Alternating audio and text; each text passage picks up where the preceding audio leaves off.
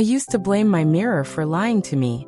Every haircut promised youthful and fresh, and every single time I walked out looking like I'd aged 5 years in an hour. Here's what nobody at the salon ever sat me down and explained. Some cuts are quietly adding a decade to your face, and 3 specific ones can strip it away just as fast.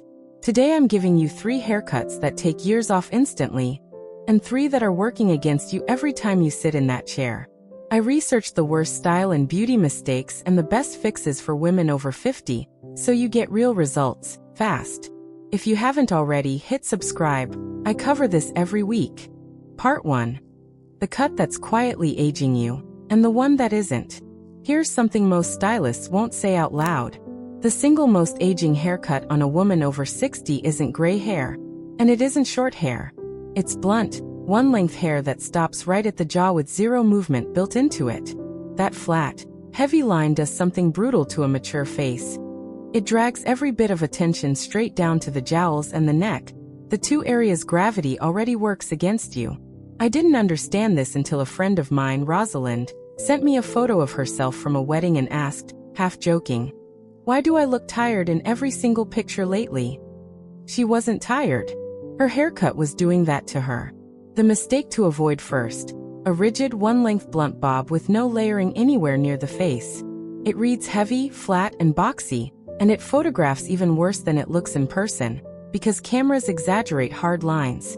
Now here's the fix, and it's the one thing I want you to actually screenshot. Ask for soft, face-framing layers cut starting at the cheekbone, with the shortest layer landing right at the chin, and everything else blending down from there. This isn't a whole new haircut, it's a reshaping of the one you already have. The layers break up that heavy downward line and pull the eye up and out, toward your cheekbones and eyes instead of your jaw and neck. Say this exactly to your stylist. "I'd like face-framing layers starting at my cheekbones, with movement through the ends, not a blunt line." That phrasing matters. Stylists hear layers constantly and often default to barely there layering unless you specify where you want the shortest piece to land. Here's why it actually works mechanically. Your face changes shape as you age, softer along the jaw, fuller through the lower cheek, and a blunt line has nowhere to go but emphasize that.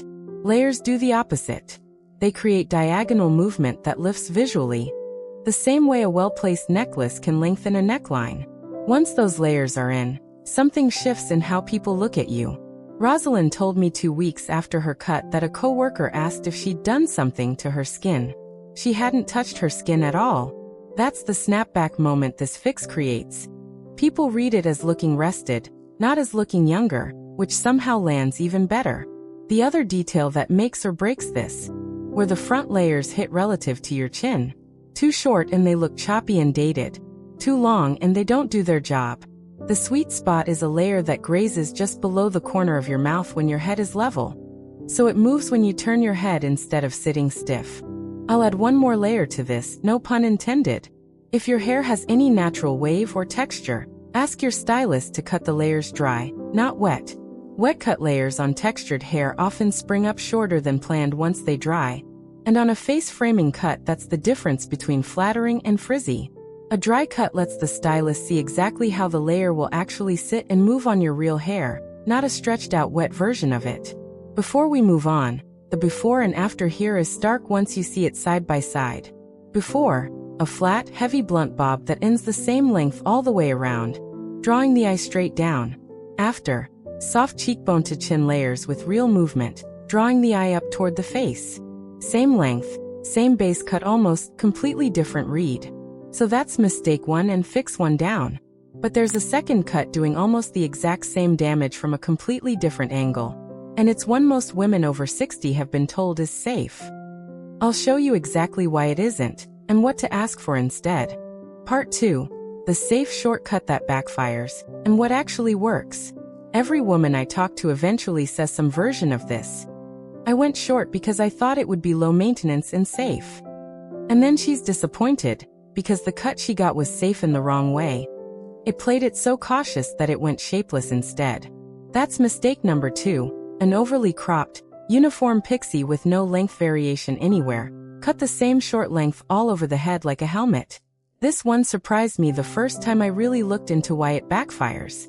You'd think shorter automatically reads younger. It doesn't.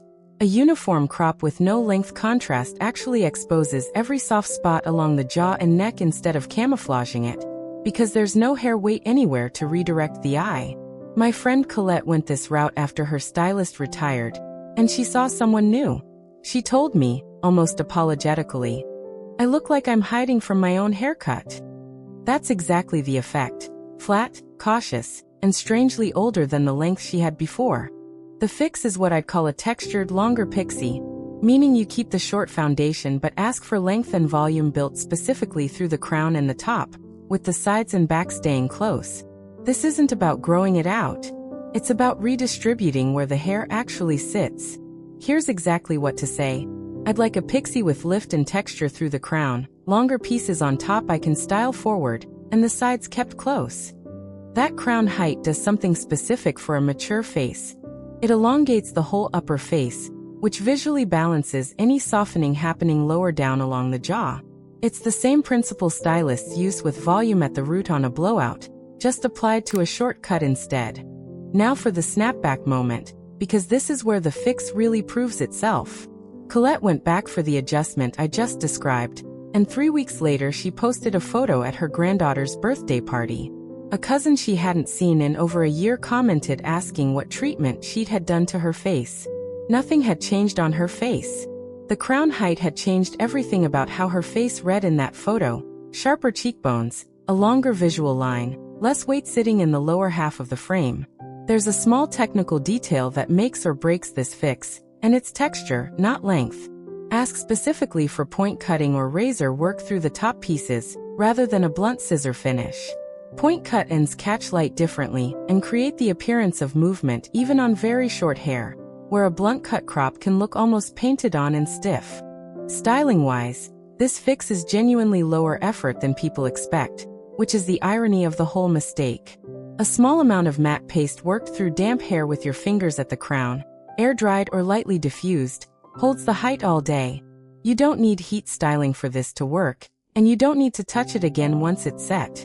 That's the low-maintenance promise the flat crop was supposed to deliver in the first place. This version actually delivers it. Before and after, side by side. Before, a uniformly short, flat crop with no height or texture anywhere, exposing the jawline with nothing to soften it. After, a textured pixie with real lift through the crown and point cut movement on top, elongating the whole upper face. 2 down, 2 to go. And the next mistake is one almost nobody thinks to blame their haircut for at all, because it isn't about length or layers. It's about a single detail most women get wrong at the front. Part 3. The fringe mistake nobody blames, and the length that fixes it. Here's the one that genuinely surprised me when I first dug into it. It's not a length problem or a layering problem. It's a fringe placed too heavy and too straight across, cut in a hard horizontal line right at the eyebrow. That's mistake number 3. And it's sneaky because most women think a fringe is automatically youthful. A heavy, blunt fringe on a mature face does something specific and unflattering. It shortens the forehead and creates a hard shadow line that can read as severe rather than soft, especially under indoor lighting where shadows fall differently than they do outdoors. My friend Diane went through this exact thing. She got a fringe cut blunt and straight across after seeing it on someone decades younger, and within a week she told me, "I keep pushing it to the side without even thinking about it." That instinct was her own face telling her something wasn't sitting right, before she'd consciously figured out why. The fix is a soft side-swept curtain fringe, longer pieces that part naturally and sweep past the temples rather than cutting straight across. This single change softens the entire upper face because it removes the hard horizontal line and replaces it with a diagonal one, which is a much gentler shape against features that have softened with age.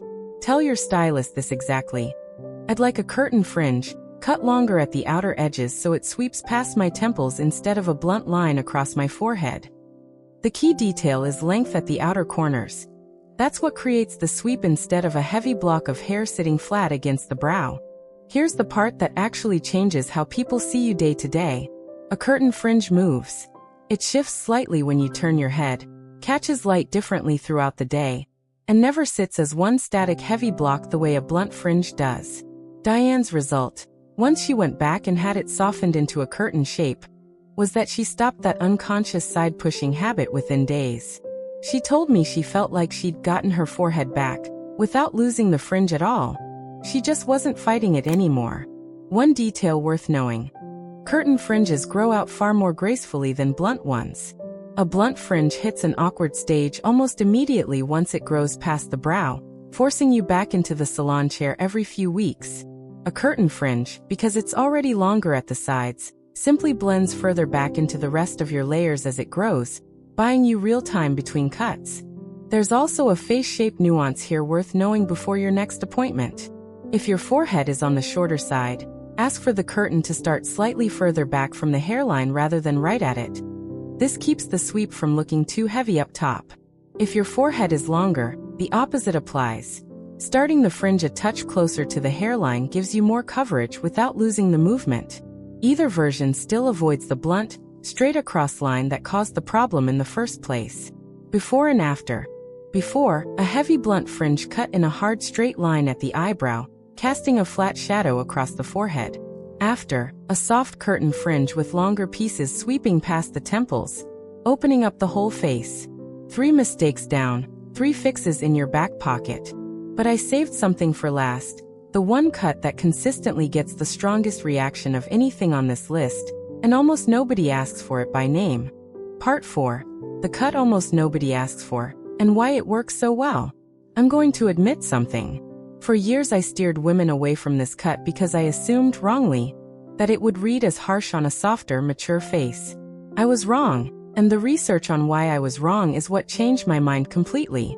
The cut is a long layered shag, not the choppy, disconnected version from decades ago, but a modern version with soft, feathered layers built through the mid-lengths and ends, kept at a longer overall length. Here's why I'd been avoiding it, and why that instinct was backwards. I assumed shag automatically meant short and choppy, the way it looked in old photographs. The modern version isn't that at all. It keeps real length, which mature hair often needs for the layers to actually lay down and move properly instead of poofing out. My friend Marguerite tried this after I finally stopped second-guessing it, and her first words after the cut were, "Why does my hair suddenly look like it has somewhere to go?" Here's the fix in exact terms, and it's item 4 on this list. The cut to embrace, not avoid. Ask for a long layered shag with feathering concentrated through the mid-lengths, keeping length at the collarbone or below, and volume built specifically at the crown through the layer placement rather than through backcombing or product. Say this. I'd like a long shag with feathered layers through the mid-lengths, length kept at the collarbone, and volume built at the crown. The mechanism here is genuinely clever once you understand it. Those feathered mid-length layers create built-in movement without requiring you to do anything extra. No curling, no heavy styling routine. The hair simply falls with more shape than a single blunt length ever could. And because the length stays longer, it still reads as elegant and substantial rather than choppy. Marguerite's snapback moment came about a month in. She was at a family dinner and her daughter-in-law asked, completely unprompted, if she'd started using a new hair product, because her hair looked so much thicker lately. Nothing about her hair's actual density had changed. What changed was the layering, creating visual volume and movement where a flat, single-length cut had been compressing everything into one heavy sheet before. One more detail that makes this cut work specifically for finer or thinning hair, which is common for a lot of us at this stage.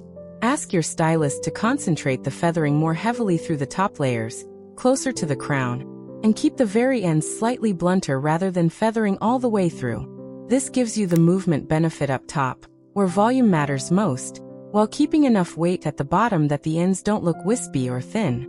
Before and after, one last time. Before, hair with essentially no shaping, a flat, heavy length with no layer structure, sitting like one solid sheet. After, a long feathered shag with movement built through the mid-lengths and volume at the crown, reading as fuller, softer, and years younger without a single inch cut off the overall length. That's all 6, 3 cuts working against you, 3 working for you. And exact words to bring to your next appointment. You now know exactly which 3 cuts to walk away from. The blunt one-length bob, the flat uniform crop, and the heavy straight-across fringe. And exactly which 3 to ask for instead: soft face-framing layers, a textured lifted pixie, and a long feathered shag. That's not guesswork anymore. That's a plan you can hand your stylist word for word. Which one of these 6 surprised you the most? Tell me in the comments. Was it a cut you're already wearing, or one you're finally ready to ask for? Next week I'm breaking down the color mistakes doing the exact same damage as these cuts, so you'll want to be here for that one. Like this video, subscribe to Timeless Wisdom Path, and I'll see you in the next one.